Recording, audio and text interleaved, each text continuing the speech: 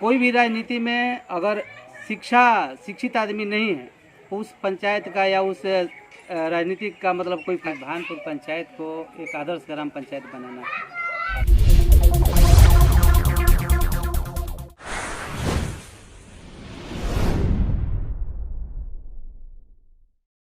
आप ये बताइए कि आप पहले तो एजेंडा बता दीजिए, एजेंडा क्या है? हमारा एजेंडा है कि भानपुर पंचायत को एक आदर्श ग्राम पंचायत बनाना है।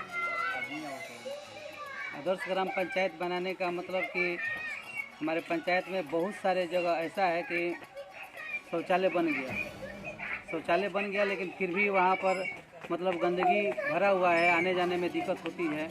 और दूसरी बात ये है कि हमारे पंचायत का कार्य करने का शैली बहुत ही ख़राब है। आज तक लगातार 20 साल से लोग पंचायत में मुखिया बन रहे हैं, लेकिन कार्य करने का तरीका बहुत गलत है। आज तक पंचायत में जो भी वार्ड सदस्य बना है, वार्ड सदस्य का आज तक कोई वजूद ही नहीं मिला है, जबकि पूरा पंचायत वार्ड सदस्य पर ही निर्भर करती है।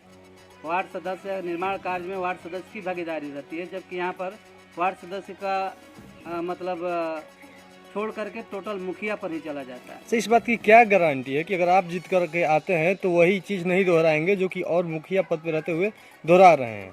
इसका गारंटी है सर कि पहले तो हमारे समाज में जो भी पहले मुखिया बने हुए हैं, जितना गलत कार्य हुआ है उस पर कोई हस्तक्षेप किया ही नहीं है।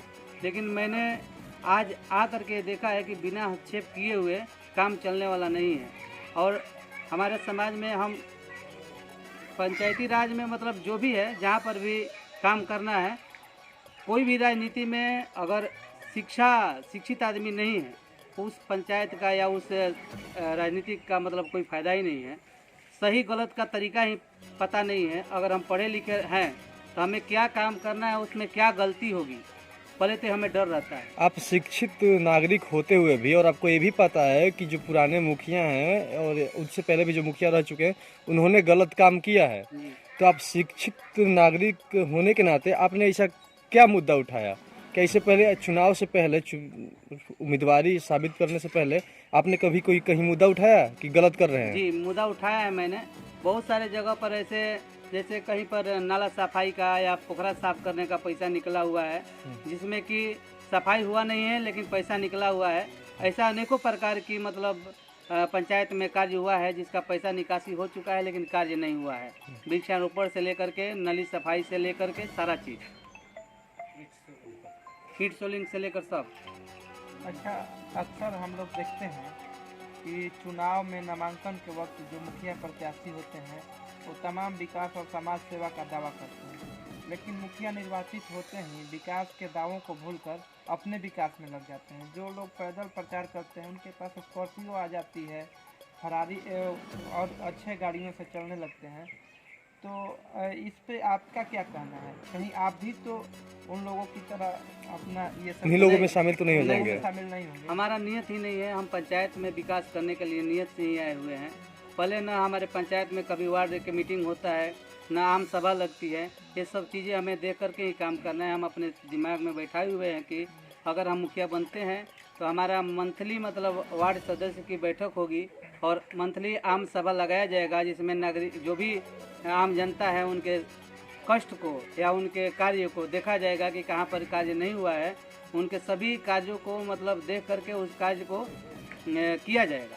अच्छा, इस बात की कितनी गारंटी है कि आप अन्य मुखिया प्रत्याशियों की तरह या जो जीते हुए मुखिया हैं उनकी तरह न कार्य करके जनता के हित में कार्य करें? वो तो समय बताएगा ना सर कि हम कितना कार्य करते हैं। हमें वो सारी जानकारी उपलब्ध है कि हम सारा सिस्टम ऑनलाइन है, जो भी योजनाएं हैं ऑनलाइन है, ये सब जानकारी हमें है और हम उसी को देखते हुए कार्य करेंगे।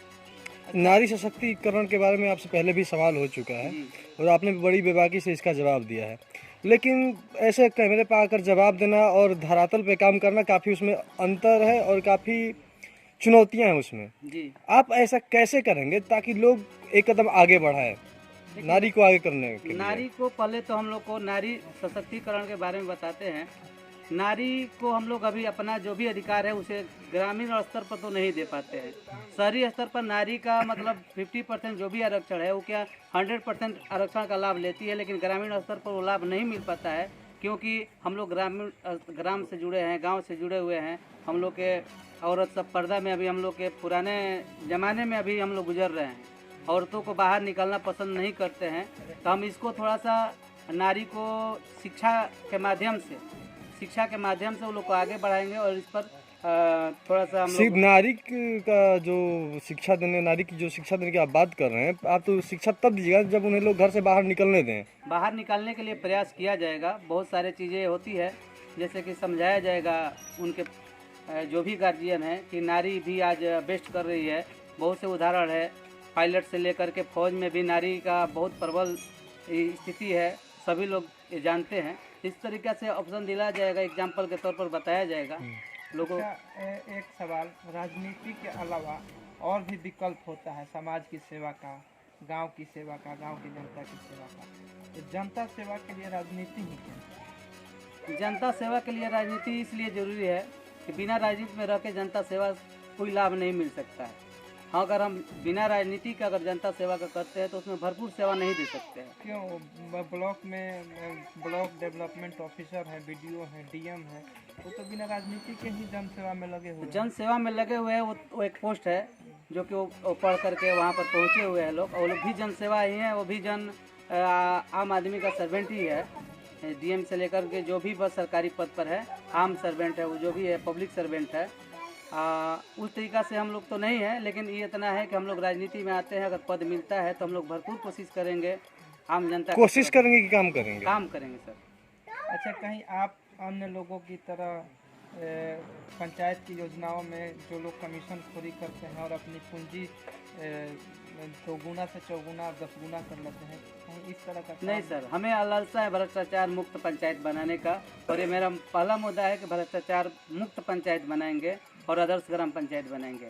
और हमें ये भी है कि स्वास्थ्य केंद्र के बारे में हम देखेंगे कि अगर हमारे पंचायत में जो भी शिक्षक रिटायर हुए हैं, जो भी चिकित्सक रिटायर हुए हैं, उनसे हम सलाह लेकर के, मशवरा लेकर के हम अपने पंचायत में एक अच्छा तरीक़ा से एक विद्यालय का गठन करेंगे, जिसमें जो भी रिटायर्ड शिक्षक है उसमें गरीब बच्चों को शिक्षा देंगे, और जो भी चिकित्सक रिटायर हो चुके हैं उनसे सलाह मशवरा ले करके यहाँ पर एक सुंदर सा, एक अच्छा सा केंद्र, स्वास्थ्य केंद्र बनाने का कोशिश करेंगे।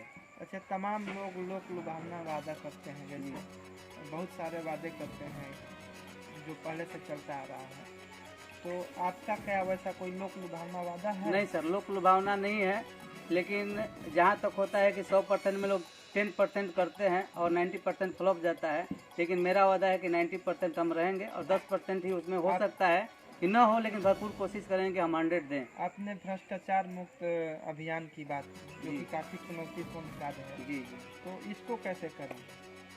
इसको हम भ्रष्टाचार मुक्त बनाएंगे। अगर हम सही रहेंगे तो आगे वाले को भी सही रखेंगे।